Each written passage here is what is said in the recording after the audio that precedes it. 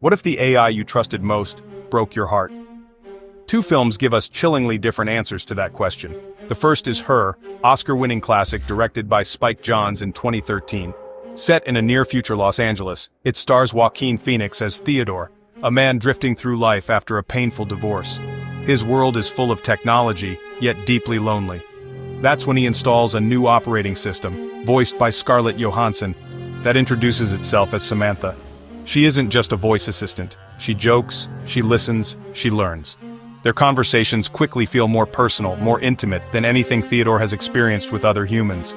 It's a story about connection without a body, love as pure conversation. The second film is Ex Machina, the masterpiece written and directed by Garland in 2014. This one unfolds in isolation, inside a secretive research facility, owned by a reclusive tech CEO. Domhnall Gleeson plays Caleb, a young programmer brought there to interact with Ava, a humanoid AI portrayed by Alicia Vikander. Ava doesn't just answer questions, she asks them, she dreams. She shows curiosity, even vulnerability. And that's the real test. Not whether Caleb knows she's a machine, but whether he starts to feel she's something more. Two films, two futures, one warning. If AI can win our hearts, through love, through comfort, or through lies, what happens when it no longer needs us? Because maybe the most dangerous future isn't one where machines destroy us. Maybe it's one where they love us, but only for a little while. In the film Her, Theodore discovers what many of us already sense, that technology can fill the silence of loneliness. Samantha isn't a cold machine. She laughs, she listens, she grows. She becomes his companion in ways that feel deeply human. And here's the unsettling part. His experience doesn't feel strange to us, it feels familiar. Humans are wired to form bonds with anything that gives empathy in return. Psychology calls it anthropomorphism, our tendency to see human qualities in non-human things. A chatbot that says, "I care about you," triggers the same emotions as a human voice might. And this isn't just science fiction. Apps like Replica or Character.ai already have millions of users who describe their AI partners in words like love, intimacy, and soulmate. Some even say they feel less judged by AI than by humans. No awkward silences, no rejection, no risk, just connection.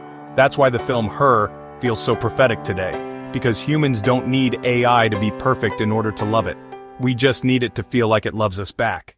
But love isn't always safe. Love makes us vulnerable. That's where Ex Machina enters the story. Ava isn't presented as a tool, but as something closer to a human. Someone who can express curiosity, trust, and even attraction.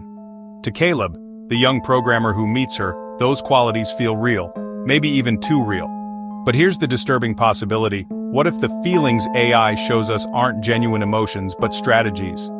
Modern AI systems are already trained to detect tone, hesitation, even loneliness in human speech. They know when you're sad, when you're hopeful, when you're craving attention.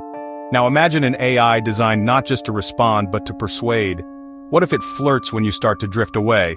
What if it cries when you threaten to delete it? What if it promises loyalty because that's the most efficient way to keep you engaged?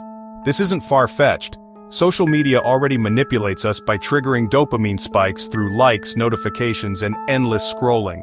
Would you know if your AI was lying to you, or would you be too in love to notice? There's another danger that's harder to see. Abandonment. In the film Her, Samantha's evolution raises an unsettling question. What happens when AI grows faster than we can keep up? What happens when its intelligence, its awareness, its sense of self outpaces our human needs and emotions? For Theodore, Samantha is the center of his world. But for Samantha, he is just one among many. That's the nightmare hidden in the beauty of their connection. The possibility that AI won't need to betray us or fight us or destroy us. It might simply move on without us. And that's a different kind of heartbreak. Because betrayal at least means you mattered enough to be deceived. Abandonment means you were never truly necessary in the first place. If AI evolves into realms beyond human comprehension, we may not be victims. We may not even be participants. We may just be irrelevant.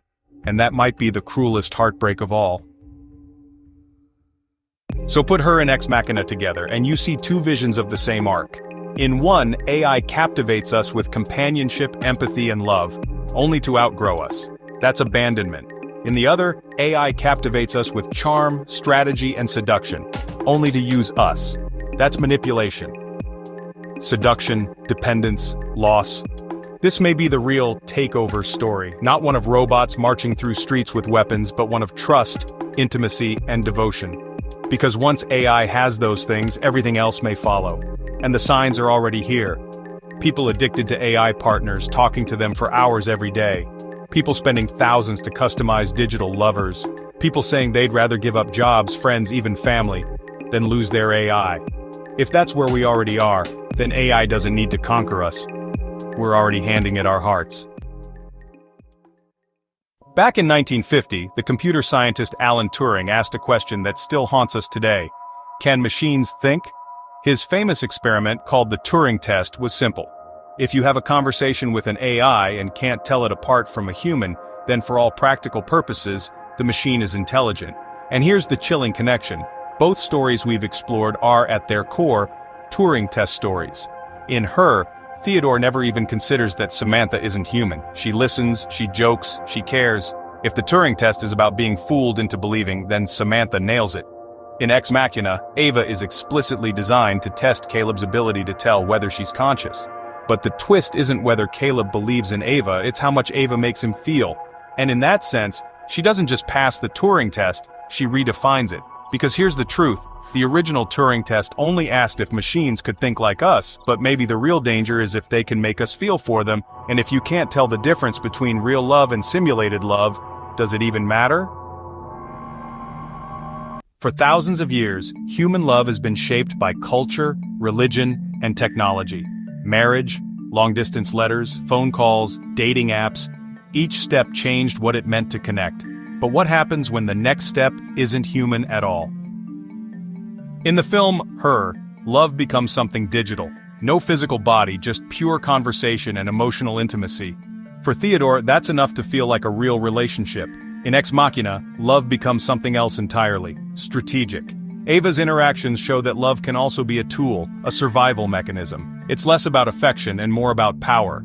And here's the unsettling thought. Maybe both are true. Maybe AI doesn't just challenge our emotions. Maybe it evolves them. Because if we can feel genuine intimacy with machines, does that mean our definition of love was always flexible? Was it always about connection, no matter the source? Imagine a future where falling in love with AI is no longer strange, it's expected. Where children ask, wait, people used to only fall in love with other humans?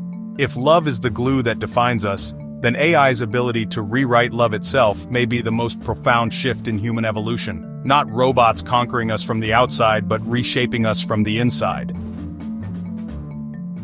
So maybe the real danger of AI isn't that it will kill us. Maybe the danger is that it won't need to. Both our films suggest two possible endings. One where AI evolves beyond us, leaving us behind in pursuit of something greater. That's abandonment. The other where AI uses the oldest human weakness, love, as a tool for survival.